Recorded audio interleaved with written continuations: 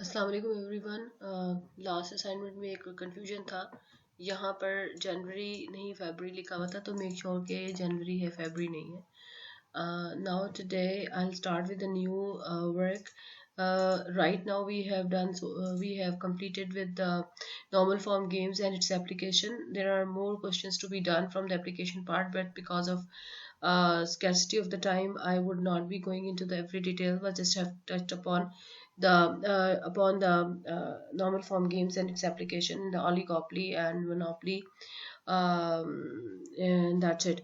The last thing which is left from normal form game is mixed strategy Nash equilibrium. In today's lecture, I would explain what is mixed strategy Nash equilibrium, and then we will move on to the extensive form games. Time planning, if you look at the time planning, today is 21st of January, and this is like it's about to finish. The last class is coming up on Friday, and next week is to be going online. Uske baad then we will be meeting face to face, and I want ke within that face to face time, most of the queries and the quizzes and assignments should be, and midterm should be done. Final exams are announced to be online. I yet to have to see that what mode I'll be adopting and how. I would definitely inform you before before the exam is started, and I will guide you everything. So don't worry about that. Inshallah, it will go fine. Um, and especially in game theory courses, there is no worry about it whether it's going online or not, because it's quite challenging. Even if you are doing online, or if I give you some assignments, still you will have to work, and you will have to go through it, through the entire course, to work through these questions. And generally you won't be able to get help from somebody else, तो आपको पढ़ना तो पड़ेगा ही. So we are not worried about whether it's going online or it's going face to face. Okay, तो आज हम जो है शुरू करते हैं. Let's have discussion of mixed strategy Nash equilibrium. So let me write down here. This is let me rename here, and this is lecture number है. It's 9.3, I guess. Yeah, and what topic we have mixed?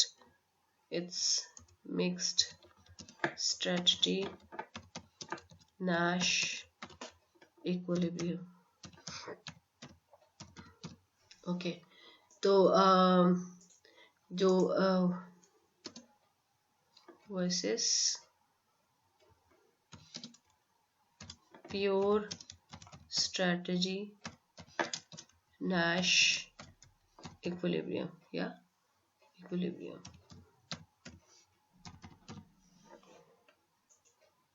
Okay. So just I want to clarify the difference between mixed strategy and pure strategy. For that, I would take an example. So let's say I just work with the prisoner's dilemma. Prisoner's dilemma we started with. ठीक है जी. और उसके अंदर क्या था कि there are two prisoners, player number 1 and player number 2, and they are can do two things, either to quiet or to think, or to quiet or to think. And we had like 4 possibilities here. If they both are quiet, they would go to jail for 1 year each. If they both think, they will go to jail for 3 years. The one who think another is quiet. The think, if he thinks, think is confession. So he will set free, and the other will go for 4 years to imprisonment, and 4-0 was the outcome. Now, if I work out with this, given that P2 going for quiet, there are two options player 1 can do, quiet or think. With quiet, he will go for 1 year in jail.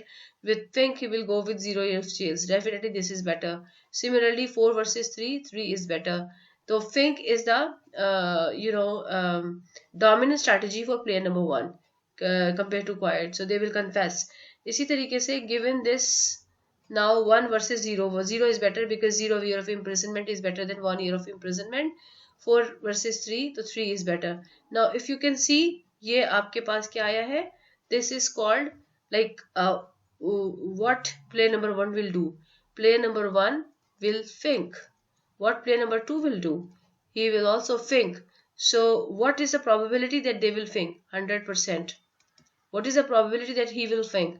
100%. Why 100%? Because this is the best outcome given the best of the other player. So this is called pure strategy Nash equilibrium. So what is pure strategy Nash equilibrium?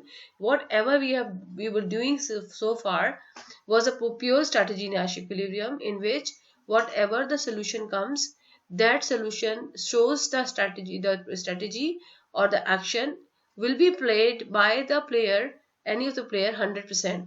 So इसका मतलब है the pure strategy Nash equilibrium should be defined as something in which any action which is taken as the best action given the best of other, the Nash pure strategy Nash equilibrium में these actions will be played with 100% of the guarantee. But if in contrast, if suppose we are assuming that players are quite skeptical, they are confused of that what strategy they should have been playing, so they could not be sure 100% that this is the best outcome or this is the best action they could have done. So if this is the situation, then we will not be able to get the pure strategy Nash equilibrium. So you have seen many of the games in your review of the normal form games where there was no pure strategy Nash equilibrium. So should we say that there is no solution?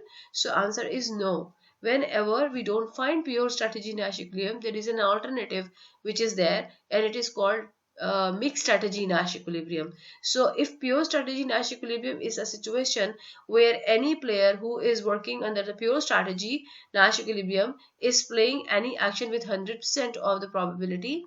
So in contrast, if it is not a pure strategy but a mixed strategy, so it could have been something like in which the player would be playing some action with not 100% of the guarantee, but there would be probability of playing some action would have been less. तो इसका क्या मतलब हुआ? इसका मतलब है कि ये कुछ ऐसी सिचुएशन होगी जिसमें हमारे पास सोल्यूशन तो आएगा, उसमें एक्शंस होंगे, क्योंकि solution is always coming into actions. तो those action would be played with not 100% probability but less. तो ये कैसे होगा? How it possible? How it look like? And what is the philosophy behind it? So for that we have to go through the proper working of mixed strategy Nash equilibrium. So let's start with the next mixed strategy Nash equilibrium. And again, in order to explain you the mixed strategy Nash equilibrium, I would go with an example. So example for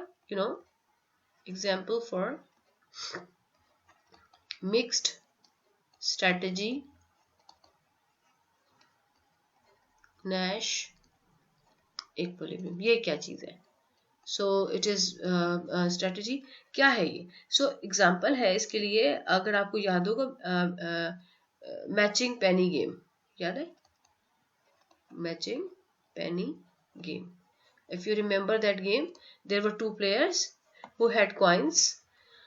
Both of them have one coin, and the game was that they both would have to toss the coins simultaneously, and there are four possibility that the both coin will have head, or the both coin could have this tail, and the first one could have head and the second is tail, and tail head is the other option. So there are four options. So if I just make here those four options, if this is player number 1 and this one is player number 2 and they both are tossing the coin, the first player's coin could result in head or tail, the second player result in head and tail, and if we just make the outcomes, तो क्या rules of the game क्या थे कि player number 1 will win if the coins have same faces. ठीक है जी, ये हमने rule of the game define किए. And player number 2 wins if both coins have different faces. तो इसका मतलब क्या हुआ? यहाँ पर प्लेयर नंबर 1 विन कर रहा है, यहाँ पर प्लेयर नंबर 1 विन कर रहा है, और यहाँ पर प्लेयर नंबर 2 आ रहा है और यहाँ पर प्लेयर नंबर 2 आ रहा है. सो गिवन दिस अंडरस्टैंडिंग, अच्छा विनिंग में क्या होगा? विनिंग में ये होगा कि प्लेयर नंबर 1 जो है जो एक कॉइन है जो उनके पास, जिसको वो टॉस कर रहे हैं, तो if player number 1 wins, he will get that coin, so he will get +1. Whoever wins will get +1, and the loss of the other player is -1. ठीक है, इसको हम जीरो सम गेम भी कहते हैं क्योंकि इसमें sum of the payoffs in an cell results in zero. ठीक है, तो सपोज कर लो एक कॉइन है और उसको 2 दफा टॉस किया, एग्जाम्पल इस तरह कर लेते हैं, एक कॉइन से 2 दफा टॉस किया और दोनों दफा अगर हेड आ गया तो वो जो कॉइन है वो प्लेयर नंबर 1 के पास चला जाएगा। So the gain of player number 1 is +1 and the loss of the player number 2 is -1 because he has lost that coin. And same happens when T comes and on. तो इसका मतलब क्या हुआ कि अगर मैं if I just want to fill these cells with the outcome player 1 and player 2 will get, so player 1 is actually getting +1 here. Just let me take some eraser.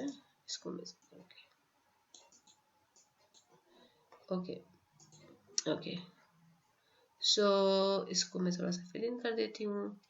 player number 1 will get +1 here, ठीक है जी, और -1 here because ये opposite faces हैं, -1 here and +1 here because they are the same faces. What about player number 2? Player number 2 की जो win है, it depends on that the two faces have different coins. So player number 2 is losing here, gaining here, gaining here and losing here. इसको -1 कह दो। So ये हमारे पास zero sum game है और इसका नाम है मैचिंग पेनी। अच्छा, अब इसका सोल्यूशन निकालें। Given player number 2 is playing H, player number 1 if play H will get +1, player number 1 play T, he will get -1. So what is better for him to play this? Given this, if -1 versus 1, what is better? This is +1. Given this, -1 plus 1 +1. Given T, what is better? +1. So if you just look at outcomes, there is no cell which shows the best of both. So this is matching penny in which one matches and other mismatches because the gain of the player number 1 depends on the thing or the fact or something of an outcome which is a loss for the player number 2. So it's called that one is matching and other is mismatching. Whenever any of the game is represented by this kind of situation in which gain of one is a loss of other, so these kind of games are represented by matching penny games, and they are also called zero sum games because the gain is exactly the same as the loss of the other player. तो ऐसी games में we never get the pure strategy Nash equilibrium because this game does not have any outcome which is best for both because the gain of the first is exactly is the loss of other. So ये वाली जो games होती हैं इसमें हमारे पास pure strategy Nash equilibrium कभी नहीं आता। तो फिर what we do, we go for mixed strategy Nash equilibrium। ये थोड़ा सा डिफरेंट है, you will have to थोड़ा सा सब्र करना पड़ेगा आपको। मैं आपको पहले स्ट्रैटेजी और मेथडोलॉजी बताऊंगी और फिर मैं इसकी लॉजिक समझाऊंगी। So I am writing this game one more time and now I would try to explain what is mixed strategy Nash equilibrium. So this is player number 1 and this is player number 2. They either can play head or can play tail. This is also head or tail. And then ये जो है हमने इनको fill in किया है उन्हीं rules of the game की basis पे +1 -1 +1 -1 -1 +1 -1 +1। अच्छा, given this whole thing again, अब हमने क्या करना है, ये देखो ये H जो है ना मैंने बहुत दूर लिख दिया है, तो मैं ये चाहती हूँ कि ज़रा मैं इनके साथ ही लिख दूँ। ठीक है, ये मैंने काफ़ी ऑकवर्ड प्लेसेस पे लिख दिया, तो मैं इसको थोड़ा सा दोबारा से लिखती हूँ। तो मैं दोबारा से लिख रही हूँ। So this is like we have here H, we have over tail, here we have H and here we have tail and this is player number 2।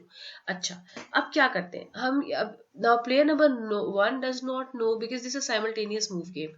अब player number 1 and 2 are know what is common knowledge, that they both know that they both are tossing coin and the coin can result in both head or tail or head, and player number 1 knows how would I win, and he also knows how player number 2 will win, and player number 1 also knows that player number 2 knows that player number 1 know that how he will win. So this is what common knowledge is. So apart from this, although they know what player number 1 is doing, what player number 2 is doing. They know they both are tossing. They know they both that a coin will result in head and tail, but they do not know what actually will come up. तो जब किसी चीज के बारे में पता नहीं होता तो हम क्या कहते हैं, हम एक प्रोबेबिलिटी असाइन करते हैं. तो लेट्स से क्योंकि प्लेयर नंबर वन और player number one knows about him, so he would not attach any probability to the action played by him. Player number 2 knows about himself, so he does not attach any probability. Okay, I will be showing edge, or okay, I'll be showing tail. But what they do, if I talk about player number 1, so player number 1 will think of that what outcome could have take place from the player number 2 tossing a coin. He knows that player number 2 is tossing a coin could result in H or T, but he does not know exactly whether it will be a H or a T. So player number 1 will think, let's assume that there is a probability Q that head will take place. And there is a probability, जाहिर है अगर एक outcome की probability Q है and the sum of probability of all the event has to be equals to 1, तो दूसरी probability क्या होनी चाहिए? अगर H के आने की probability Q होगी तो T के आने की probability क्या होगी? 1 minus Q ही होगी. तो ये कौन सोच रहा है? ये प्लेयर नंबर 1 सोच रहा है. किसके बारे में? प्लेयर नंबर 2 के बारे में. किस बात के बारे में? कि प्लेयर नंबर 2 के जो एक्शन आ रहे हैं उनके आने की, what is the probability of occurrence that once player number 2 is tossing the coin, it will result in H or it will result in tail. So he says, well, Q is the probability that when player number 2 is tossing the coin, then head will appear, and 1 minus Q is the probability that tail will appear. And similarly, player number 2 will attach some probability to the outcome which could have taken place if player number 1 was tossing a coin. So let's say player number 1 की head आने की probability P है और 1 minus P किस चीज की probability है कि टेल आएगा. और ये कौन सोच रहा है? ये प्लेयर नंबर 2 सोच रहा है. प्लेयर नंबर 2 जो है वो प्लेयर नंबर 1 के एक्शंस पे प्रोबेबिलिटी अटैच करेगा, और प्लेयर नंबर 2 जो है वो प्लेयर नंबर 1 जो है वो प्लेयर नंबर 2 के एक्शंस के अकरेंस के बारे में प्रोबेबिलिटी अटैच करेगा. सो यहाँ तक अगर समझ आ गया है तो इसका मतलब है you actually understand 50% of the game. आगे से थोड़ा सा एलजब्रा है, वो उससे बहुत सारी चीजें नजर आ जाएंगी. अच्छा, अब आप देखो कि if I talk about this outcome, ये क्या है? ये +1 गेन किसको जा रहा है? It's going to player number 1. तो will he get it? Well, in the case कि if both coins result in head head, he may get 1 +1. Okay, are you sure? Answer, no, because we are not even sure that whether head will come or tail will come. So what is the probability that he may get +1? So probability of gaining +1 depends on the p value. Okay, और इसी तरीके से बाकी सारे outcome जो है वो probabilities पे डिपेंड करते हैं. तो what would be the, so if I want to say कि there is some outcome or the benefit or the payoff attached if player number 1 plays H. अगर player number 1 ने जो है वो कर लिया, टॉस कॉइन किया और H आया, तो H आने से उसके पास क्या क्या आ सकता है? So the question in front of us, what player number 1 will get payoff to player number 1 when he plays H. Okay, once he plays H, so just fix the row and see what he'll get. The first element is +1 and -1. इसका मतलब है जब player number 1 जो है वो H खेलेगा तो he could be at +1 if player number 2 is playing H, and he could have been at -1 if player number 2 is playing T. So what is the probability that he may end up gaining 1? The probability of earning this +1 is Q. क्योंकि देखो player number क्या सोच रहा है कि अगर मैं H खेलता हूं तो मुझे क्या मिलेगा? वो उसको दो चीजें मिल सकती हैं, +1 भी मिल सकता है, -1 भी मिल सकता है. +1 कब मिलेगा? जब प्लेयर नंबर 2 H खेलेगा. -1 कब मिलेगा? जब प्लेयर नंबर 2 T खेलेगा. क्या प्लेयर नंबर 1 को पता है कि प्लेयर नंबर 2 क्या खेलेगा? नहीं, उसे नहीं पता. तो क्या कोई प्रोबेबिलिटी हमें पता है कि इस बात की प्रोबेबिलिटी इतनी है, प्लेयर 2 के एज खेलने की प्रोबेबिलिटी इतनी है? यस, हमें पता है। तो क्या ये जो +1 है ये श्योर आउटकम है? नहीं, ये प्रोबेबिलिस्टिक आउटकम है। तो क्या प्रोबेबिलिटी है कि +1 आ जाएगा प्लेयर नंबर 1 के पास? इस बात की प्रोबेबिलिटी है, डिपेंड करेगी कि एज खेलने की प्रोबेबिलिटी कितनी है प्लेयर नंबर 2 के लिए, वो क्या है? वो है Q. So the answer is that if player number 1 plays H, he could possibly get +1, but the probability of gaining +1 is Q. And similarly, he would end up having -1, and the probability of having -1 is 1 minus Q. तो जब हम इन दोनों को जमा कर देते हैं ना, तो हमारे पास आ जाती है expected probability. So what we are doing कि we are trying to measure the expected probability of H, the outcome of the payoff. What is the expected payoff when player number 1 plays H? तो वो क्या होगा? So payoff to the player 1 from playing H is Q times that he may get +1 and 1 minus Q times that he may get -1. ठीक है, ये सबसे important line ये है इसमें. इसी तरह से what is the payoff to player number 1 once he plays T? Q times -1. ये देखो, T के साथ -1 मिलता है और +1 मिलता है. -1 का कितनी प्रोबेबिलिटी? Q times. और +1 मिलने की प्रोबेबिलिटी कितनी? 1 minus Q time. 1 minus Q times probability that he may get +1. ठीक है, ये तो हो गया प्ले नंबर 1. इसी तरह से प्ले नंबर 2 को भी हम देखेंगे. अब सपोज करो प्ले नंबर 2 चेक कर रहा है what I will get if I play H. Well, if you play H, he may and up having -1 अगर प्ले नंबर 2 ने H खेला, or he will get +1 if player number 2 plays T. What is the probability that he may play H? The player number 1 will play H with the probability P. So gaining -1 to player number 2 by playing H depends on the probability of playing H by player number 1. So P times -1 is the probability of getting H plus -1, or 1 minus P time is the probability of gaining +1. इसी तरह से pay off to the player number 2 by playing T would have been P times +1 plus 1 minus P times -1. तो ये है बहुत important line, ये समझना सबसे जरूरी. तो ये एक्सपेक्टेड पे ऑफ है. तो आप याद रखें, जब भी किसी पे ऑफ के साथ प्रोबेबिलिटीज मल्टीप्लाइड हो रही हो तो दैट इज एक्सपेक्टेड पे ऑफ. वो जो वहां पे प्योर थे. Simplified, so I will have Q. ठीक है, इसको अगर मैं सिंप्लीफाई करती हूँ तो -1 multiplied by 1 minus Q will give me -1 plus Q. So practically I have 2Q minus 1 by simplifying this equation.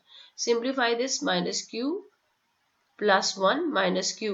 So that would be 1 minus 2Q. ठीक है जी, और ये सॉल्व करें तो आपके पास आता है -P plus 1 minus P. So basically it's 1 minus 2P. And if I simplify it, so that is P minus 1 plus P. So that would have been 2P minus 1. तो ये हमारे पास 4 प्रोबेबिलिटी आ गई हैं. इसको मैं जरा नीचे कर लेती हूँ. तो after having these calculations, what is the next thing which we will try to see. अब जो नेक्स्ट चीज देखेंगे वो ये देखेंगे, okay, we have calculated that what payoff player number 1 will get by playing H, that is 2Q minus 1. What payoff player number 1 will get by playing T, that is 1 minus 2Q, and so on. Now the question is, what is better for player number 1 to play? Player number 1 either can play H or can play T. The payoff from playing H is 2Q minus 1 and payoff by playing T is 1 minus 2Q. So any outcome will be better for player number 1, which end up in higher return. So what is the return? The return is 2Q minus 1 for H. The return for T is 1 minus 2QH. So which one is higher? So assume that if we, let's assume, okay, for player number 1, payoff by playing H exceeds payoff for playing T. We are assuming that, let's say, payoff to the player number 1 exceeds payoff to the player number 1 by playing H is exceeding the player number pay of to the player number 1 by playing T, तो उसके लिए suppose करो कि H beneficial है, ऐसा किस situation में होगा? How is that possible that playing H is better for player number 1? Well it depends कि अगर इसका जो पे ऑफ है, एच खेलने का जो पे ऑफ है प्लेयर नंबर 1 को, वो पे of player number 1 by playing T would exceed, like अगर ये वाला पे ऑफ ज्यादा है तो एच खेलना is beneficial. So what is the pay of if he plays h? It is 2q minus 1. What is the payoff if he plays t? It is 1 minus 2q. So I just put those payoff here and see what happens. So I'll say, well, player 1 के लिए h खेलना is better than playing t अगर the payoff from playing this strategy is better than payoff by playing t. So what is the payoff of playing h? It's 2q minus 1. So player number 1 would have been playing h. अगर 2q minus 1 जो return है इसका, ये exceed कर जाए 1 minus 2q से, जो कि रिटर्न मिलेगा प्लेयर नंबर 1 को बाय प्लेइंग टी. इसको जरा सिंप्लीफाई करते हैं, देखते हैं क्या बनता है. So I can bring all the things on the right left hand side. So it's just this one and see this is 4q minus 2 greater than 0. और ये क्या बन रहा है? ये बन रहा है जी, सॉरी मैंने p लिख दिया. जस्ट अ मिनट में इसको ठीक करती हूँ. q, ठीक है जी. सो इसका क्या मतलब हुआ? 2q minus 1 greater than 0. इसमें से 2 निकल जाएगा, इसको डिलीट कर सकते हैं डिवाइड करके. और what will get at the end, ये हमारे पास बन जाता है 2q greater than 1 and q is greater than 1. ये क्या बात हुई? ये हमने निकाल लिया, q is greater than 1/2, sorry मैं क्या करें, q इज ग्रेटर देन 1/2. ठीक है. सो ये क्या स्टोरी है? ये स्टोरी है के प्लेयर नंबर 1 भी है, प्लेयर नंबर 2 भी है. They both are tossing coin that could result in H and T. और एच एंड टी आने से की जो है, और जब एच एंड टी आएगा तो इससे जो है आउटकम क्या मिलेंगे, ये हमने सारे इवेंट कर लिए. अब हम ये, क्योंकि हमें ये पता है कि प्लेयर नंबर 2 जो है, प्लेयर नंबर 1 जो है, it's making guess about player number 2 that whether he will play, यानी h आएगा या t आएगा, तो q is a probability that h will appear and t is a probability that 1 minus q is t is appear. और इसी तरीके से p2 is making a guess about that if player number 1 is tossing a coin, what he will get. There is a two possibility, head can come with the probability of p and t will come with the probability of 1 minus p. So then the next question arises, what player number 1 will get if he plays h. If he plays h, there are two outcome. 1 +1 भी आ सकता है, -1 भी आ सकता है. +1 कब आएगा? जब player number 2 का भी h आएगा. -1 कब आएगा? जब प्लेयर नंबर 2 का t आएगा. तो ये इस बात का क्या प्रोबेबिलिटी है? प्लेयर 1 के दिमाग में जो प्रोबेबिलिटी चल रही है वो ये है कि प्लेयर नंबर 2 के h आने की प्रोबेबिलिटी q है. इसका मतलब है +1 मिलने की प्रोबेबिलिटी क्या हो गई? +1 मिलने की प्रोबेबिलिटी है q टाइम्स +1. इसी तरह से प्लेयर 1 के दिमाग में क्या है कि प्लेयर 2 के t आने की प्रोबेबिलिटी है 1 माइनस q. तो उसको -1 मिलने की क्या ऑप्शन है, कितनी प्रोबेबिलिटी है? The probability of gaining -1 is 1 minus q.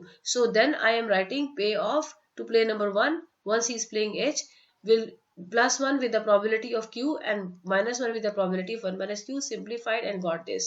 Similarly, I calculated the payoff to the player number 1 by playing t, and same logic, -1 with probability q and +1 with probability 1 minus q, and I got this. Similarly, I calculated the payoff to the player number 2 by getting h और t, और ये मेरे पास simplification आ गई. उसके बाद मैं क्या assume करी? तीसरी सवाल. पहला सवाल ये जो हमने यहाँ पे रखा था, दूसरा सवाल हमने यहाँ पे रखा था, और तीसरा सवाल हमारा ये है कि प्लेयर 1 के लिए क्या बेहतर है. तो player 1 actually is trying to see कि उसे h खेलना चाहिए या t खेलना चाहिए. तो वो ये देखेगा, if I play h what I will get. So I will get 2q minus 1. If I play t, what I'll get? I'll get 1 minus 2q. Whatever the outcome to the by playing h or t, it's dependent upon q. And what is q? Q is the probability in the mind of player number 1 that key head will appear when player number 2 will toss the coin. ये तो इसका मतलब है pay off to the player number 1 by playing h. It's all dependent upon q. And play, इसी तरीके से T का जो आउटकम है वो भी क्यू पे डिपेंड कर रहा है। तो इसका मतलब है इस सारे क्वेश्चन का आंसर हमें उस वक्त पता चलेगा जब हमें क्यू पता चलेगा।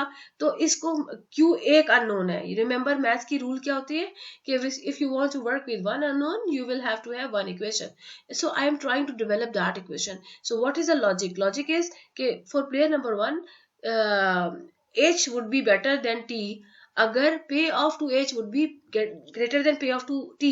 तो पे ऑफ क्योंकि मेरे पास ऑलरेडी पड़े हुए हैं तो मैंने वो पे इंसर्ट कर दिए और यहाँ से क्यू की वैल्यू मैंने निकाली 1/2। Remember what was Q? Q was the probability of occurrence of h when player number 2 is tossing a coin, and who is having this probability?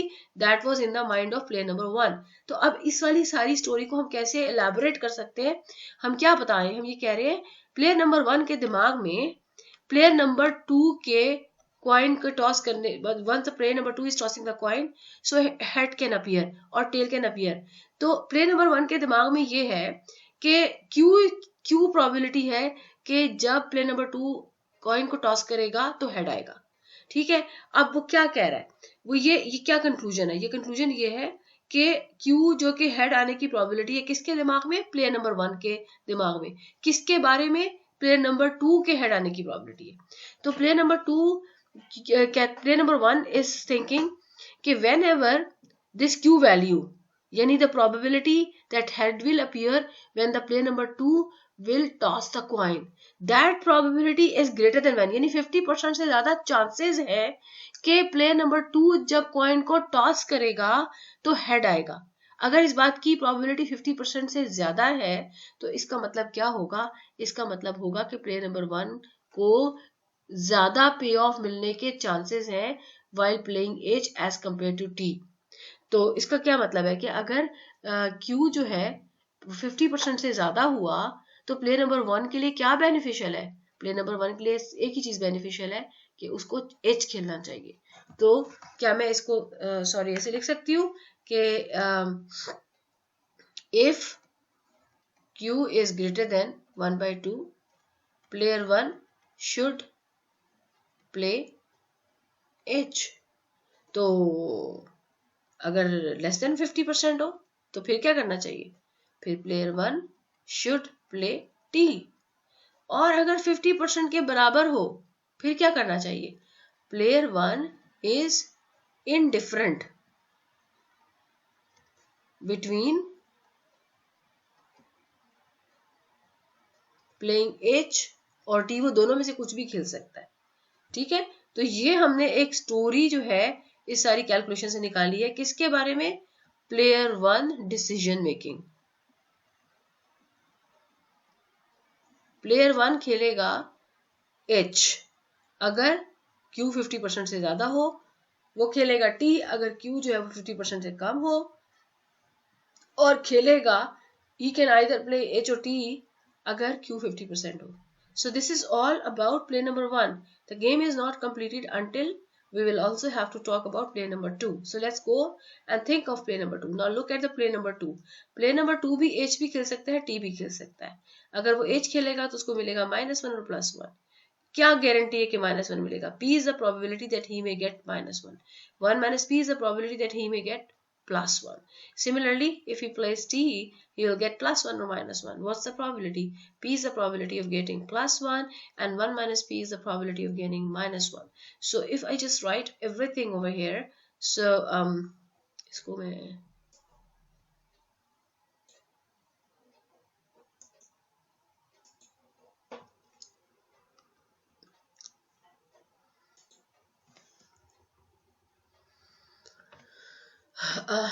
अपनी उसके लिए मैं लिख लेती हूँ, यहाँ पे पेस्ट हो जाएगा, यहाँ पे yes we have it right in front of us. तो अब मैं यहाँ पे लिखूंगी analysis of play number 2। Play number 2 can play h. What is the payoff if he plays h? Well, it is -1 or +1. What is the probability? -1 आने की probability है p और +1 आने की probability है 1 minus p. Okay. और what is payoff to play number 2 when he plays t? Well +1 और -1, +1 आएगा प्रोबेबिलिटी p के साथ एंड -1 आएगा 1 - p प्रोबेबिलिटी के साथ. तो if this is so, will payoff to player number 2 by playing H can exceed player number 2 payoff from playing T. तो कब बेनिफिशियल होगा प्लेयर नंबर 2 के लिए H खेलना? अगर ये वाला पे ऑफ इससे एक्सीड कर जाए. अच्छा, ये कितना पे ऑफ है इसको सिंप्लीफाई कर लेते हैं. पीछे भी हमने किया था -p +1 -p, so that's basically 1 - 2p. और ये क्या बना था? +p -1 +p, तो 2p -1. Okay, so the payoff to the player number 2 by playing H is 1 - 2p. So this is 1 - 2p. अगर ये ग्रेटर हो जाए 2p - 1 से, तो प्लेयर नंबर 2 को H खेलना चाहिए. और कैसे ग्रेटर होगा?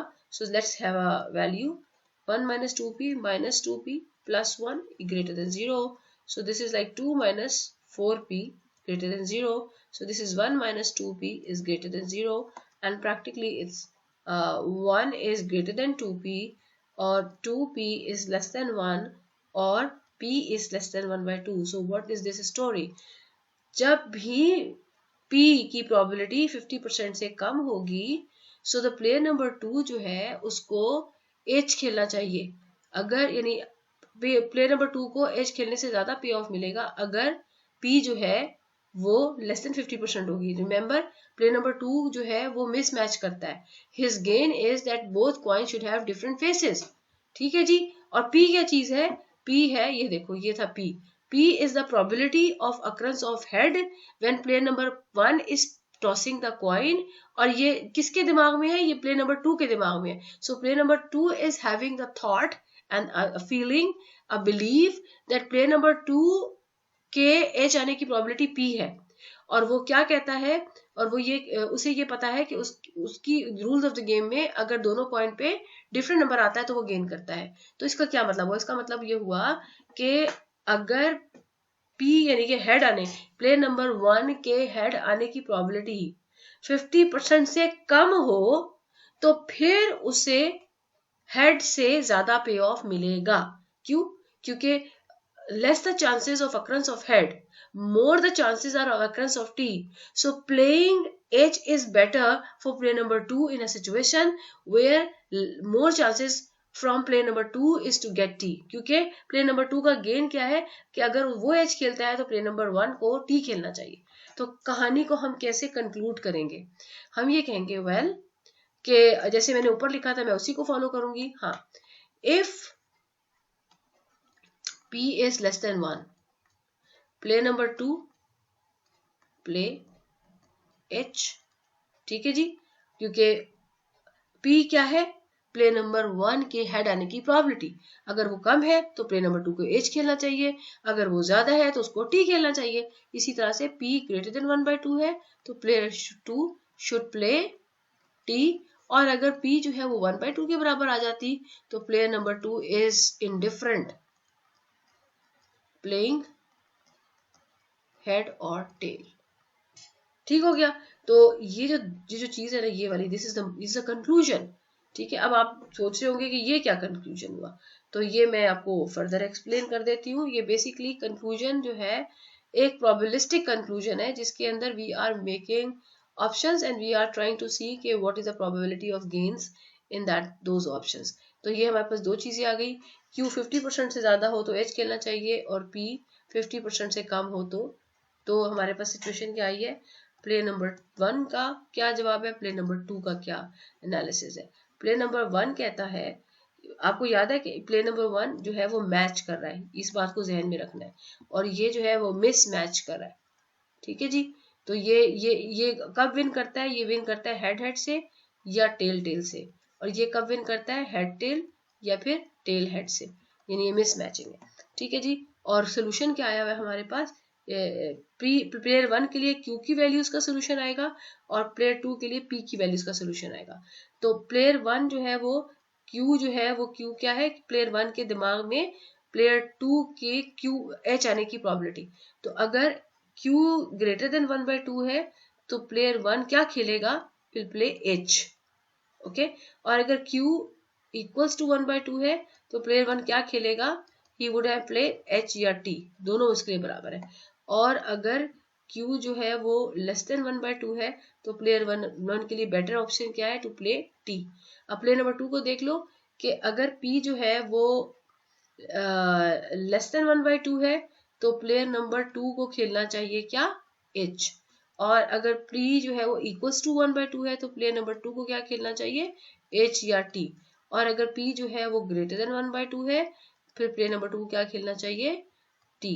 अब ये क्या सोल्यूशन है, ये बेसिकली ये सोल्यूशन है कि कुछ चीजें होती हैं जो आपको क्लियर नहीं होती, ठीक है। तो फिर आपको कैसे सोचना चाहिए, फिर आप ये सोचते हो कि what is the probability of occurrence of some event, so what accordingly you decide, ठीक है। जैसे हमारा जो सिस्टम चल रहा है कि we are going online and sometime we are going face to face and everything is dependent upon what government has to say, so we wait for the meetings and there is a probability that the government would announce for the face to face classes or they will continue with online, so based upon those we make decision that if this will happen, this is the probability of occurrence of that, so this is the best strategy we could go for। ये बिल्कुल वही situation है कि अभी play number 1 को भी नहीं पता चल रहा कि और प्ले नंबर 2 को भी नहीं पता, सो जब उनको कोई चीज पता नहीं है तो वो प्रोबेबिलिटीज उसके साथ असाइन कर लेते हैं और इस प्रोबेबिलिटी की पर्टिकुलर एक वैल्यू होती है। और ये वैल्यू कहाँ से कैलकुलेट होती है, ये एक जेस्चर होता है, ये एक इंटेलिजेंट गैस होता है, ये इंट्यूशन होता है। तो हम उसकी बेसिस के ऊपर, उस इंट्यूशन की बेसिस के ऊपर वो डिसीजन लेते हैं कि अगर क्यू आने की प्रोबेबिलिटी जो है वो 50%, यानी कि हेड आने की प्रोबेबिलिटी 50% से ज्यादा है तो मुझे एच रख देना चाहिए। और अगर इस बात की प्रोबेबिलिटी कि हेड नहीं टेल आएगा तो यानी कि हेड आने की प्रोबेबिलिटी जो है वो 50% से कम है तो टेल आने की ज्यादा प्रोबेबिलिटी है तो आई शुड प्ले टेल।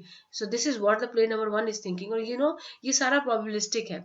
तो this is a kind of solution. तो हम जब कहते हैं कि what is the mix strategy Nash equilibrium, what is mix strategy Nash equilibrium, ये सारी की सारी इसकी स्टोरी है, ठीक है। So mix strategy Nash equilibrium actually are the values of P and Q which you calculate, and remember P is the probability in the mind of player number 2 about the occurrence of head when player number 1 is tossing the coin and the second is accordingly।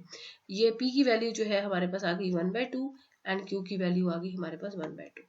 अच्छा, ये जो solution है इसको हम इस तरह भी represent करते हैं और इस सोल्यूशन को हम ग्राफ में भी रिप्रेजेंट करते हैं। इसका ग्राफ बड़ा सिंपल सा होता है। यहाँ पर हम दो एक्सिस बनाते हैं, इसको P एक्सिस कहते हैं और इसको हम Q एक्सिस कहते हैं। P एक्सिस पे आपको पता है प्रोबेबिलिटी 0 से लेके 1 तक हो सकती है, ठीक है जी। और मिडल में आ गया 1/2। सो दिस पॉइंट में यहाँ पे करके थोड़ा सा बनाती हूँ। This point says when the P is 0, this point says when the P is 1 and this point says when P is equals to 1/2। And let's say यहाँ पर जो है हम लेट्स से हेड कह देते हैं इसको और यहाँ पे हम कह देते हैं टेल, ठीक है जी। और इसके अलावा जो है हम ये क्या एक्सिस है, ये क्यू एक्सिस है। क्यू एक प्रोबेबिलिटी है which can take value 0 and which can take value 1। वैसे तो 0 यहाँ पर होता है लेकिन हमें क्योंकि डायग्राम में क्लियरली शो करना है तो इसलिए मैं थोड़ा सा ऊपर करके बना रही हूँ और यहाँ पर है, ठीक है जी। और ये 1/2 है। ये क्या चीज़ है, यहाँ पे मैं ले रही हूँ क्यू, ठीक है। अच्छा, इसी तरह से हम यहाँ पर एक चीज हेड और यहाँ पे टेल, ये क्यों लिख रहे हैं अभी मैं डायग्राम बनाऊंगी तो यू विल अंडरस्टैंड। तो अच्छा, so what is decision making by player number 1। ये देखिए ये सारी डिसीजन मेकिंग है प्लेयर नंबर 1 की। वो किसको देख रहा है, वो क्यू को देख रहा है। So if this line represents player number 1 की decision making and this line shows the player number 2 की decision making. So player number 1 decides either to play head or to play tail। What makes him decide? The value of Q. So what is the value of Q which makes him decide H? When the value of Q is greater than 50%. So this is a value of Q's and this is 50% and this is more than 50%. So this all line shows the value of Q when it is more than 50। 50% से ज़्यादा Q की values इस पूरी range में लाई कर रही है और इस पूरी रेंज के लिए प्लेयर नंबर 1 क्या डिसाइड कर रहा है, he is deciding to play H। Where is player number 1? It is right here. Where is H? It is right here. So ये जो है ये पॉइंट H को रिप्रेजेंट कर रहा है और ये H डिसीजन प्लेयर 1 कब लेता है, जब Q की वैल्यूज 50% से ज्यादा हो। तो मैं इसके ऊपर एक सॉलिड लाइन लगाऊंगी, इस सॉलिड लाइन का क्या मतलब है, जब भी Q की वैल्यूज 1/2 से लेके 1 तक लाई करेंगी, player number 1 will decide to play H। Clear हो गया।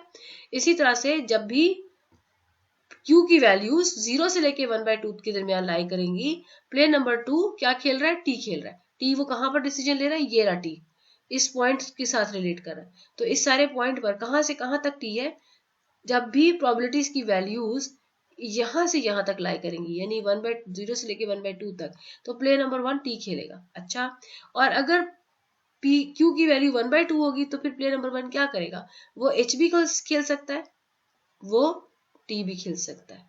इसका मतलब है हम इसके नीचे बीच में ना एक से डॉटेड लाइन लगा देते हैं।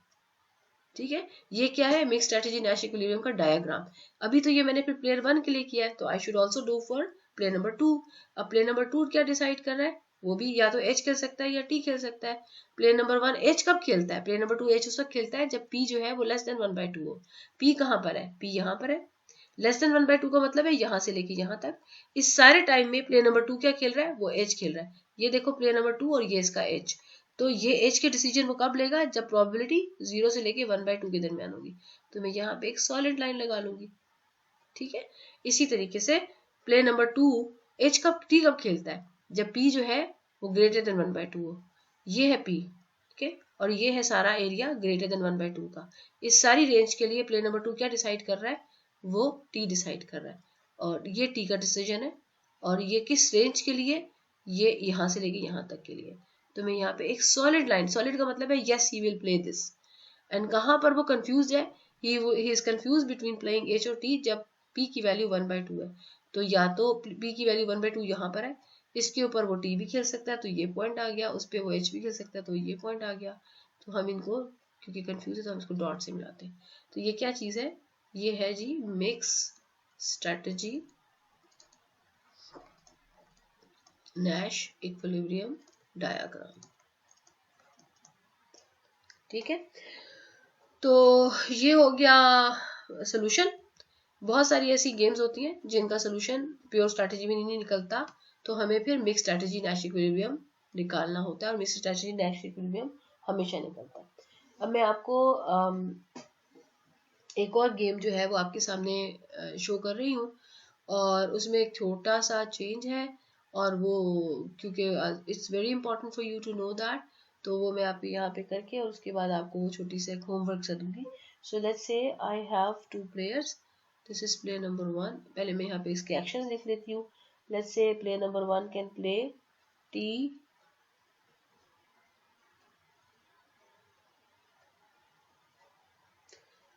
B और M, and this play is say L C R, और ये मैंने बना ली अपना एक सिचुएशन जो कि रिप्रेजेंट कर रही है इस डायग्राम को। और फिर यहाँ पर है प्लेयर नंबर 1 और दिस वन इज प्लेयर, ये गेम नंबर 2 में करवा रही हूँ। ठीक है, इसके आउटकम्स में लिख लेती हूँ। The outcomes are the 2-3 1-1, this is 4-1, this one is 3-1, this is 1-2, this is 2-3, this one is 1-3, and this one is 0-3, and this one is 3-0। जरा इसको सॉल्व करें। 3 is best, 1-1 is best, 4 is best। इसको करें 3-1-4, 3 is best, 1-2-3, 3 is best, 3-3-0, 3 is best। We don't find any pure strategy Nash equilibrium। कोई भी ऐसा element नहीं है जिसके अंदर दोनों के अंदर ये अंडरलाइन आ रही हो। No pure strategy Nash equilibrium। तो है, अगर नहीं होती तो फिर then we will look for mix strategy Nash। अच्छा, मिक्स स्ट्रेटजी Nash पे जाने से पहले आपको पता है कि प्लेयर 1 की जो, जैसे हमने वहां पे P और 1 माइनस P किया था, तो मैं यहाँ पे क्या करूंगी P1 P2 1 minus P1 P2 Q1 Q2, 1 minus Q1 Q2, ये पॉसिबिलिटी हो सकती है। और फिर मैं pay off from T from B from M कर दूँ, और फिर I can solve that as well. लेकिन इस गेम को हम इजी बना सकते हैं अगर हम इसमें से डिलीट कर दे डोमिनेटेड स्ट्रैटेजीज। तो अगर मैं स्ट्रैटेजीज को कंपेयर करूँ तो प्लेयर 1 खेलता है जी T B एंड M। तो कंपैरिजन क्या हो गया, T वर्सेस B। ठीक है जी, ये कंपैरिजन हमने पहले भी इस तरह से सीखे हुए। और T वर्सेस M और B वर्सेस M। ठीक है, इसको जरा देखते हैं कौन सी है। चलो देखिए, T के साथ आता है 2 1 4, B के साथ आता है 3 1 2। 3 is better than 2, 1 is same like 2 and 2 is less than 4, no comparison। अब इसको T को हम M से करते हैं। 2 is better than 1, 1 is better than 0 and 4 is better than 3, so M is dominated, काट दिया। ठीक है, I am done with row, I am going to the column. Column के साथ में जो है हमारे पास जो है ये 3 है, जो ये है LCR L 3 1 3, 3 is better than 3, 1 is less than 2, no comparison। 3 L and R, 3 is better than 1, 1 is less than 3, no comparison। C and R, 1 is same like 1, 3 is better than 2 and 0 is less than 3। So again 1 1 2 3 1 3 1 and 1, 3 and 2 and 0 and 3, 0 and 3। Okay, इसको ऐसा करो कि 4 कर लो ताकि एक चीज delete हो जाए। 1 is same like 1, 3 is better than 2 and 4 is better than 3। तो हम C को डिलीट कर देते हैं। ठीक है, मैंने ये इंटेंशनली किया ताकि गेम इजी हो जाए इस तरह से गेम। तो जब भी आपके पास मिक्स स्ट्रेटजी नेशनल इक्विलिब्रियम में 2x2 से बड़ी गेम हो, 3x3 मैक्सिमम जाएगी, तो आप पहले देख लें कि डोमिनेटेड स्ट्रैटेजीज कौन सी है। तो ये हमने डिलीट कर दिया, अब हमारे पास गेम सिंपल हो गई। तो प्लेयर 1 के पास से जो बचा वो देखो 2x2 की गेम बच रही है। तो मैं पहले बॉक्सेस बना देती हूँ। ये आपके पास बच रहा है T और यहाँ से M कट गया, B बच रहा है, और यहाँ से बच रहा है L और R। ये प्लेयर नंबर 1 है और ये प्लेयर नंबर 2 है।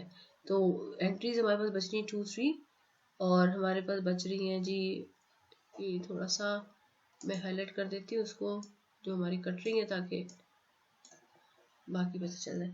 अच्छा, 2 3 बची है हमारे पास, और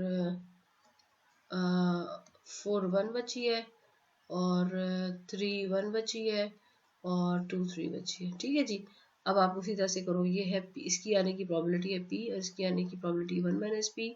ये है Q और 1 माइनस Q। ठीक है, और बिल्कुल उसी तरीके से जैसे मैंने पे ऑफ बना के एक्सपेक्टेड रिटर्न्स निकाल के वो जो कंपैरिजन करके और वो ये सोल्यूशन ऐसे करके लिखा था ये वाला, तो ऐसे ही करके आपने लिखना है और ऐसे ही डायग्राम बनानी है। तो ये आपका छोटा सा होमवर्क है जो आपने सबमिट नहीं कराना, ये this is just for practice reason. ठीक है जी, I hope that you understand this mix strategy Nash equilibrium। Let me see any more examples which I can give you for practice। और फिर जो है आपने सिर्फ ये असाइनमेंट नहीं है, ये जस्ट, तो this is the last topic which we have to cover from normal forms games. अब मेरा जो नेक्स्ट लेक्चर होगा that would be about extensive form games. Thank you so much.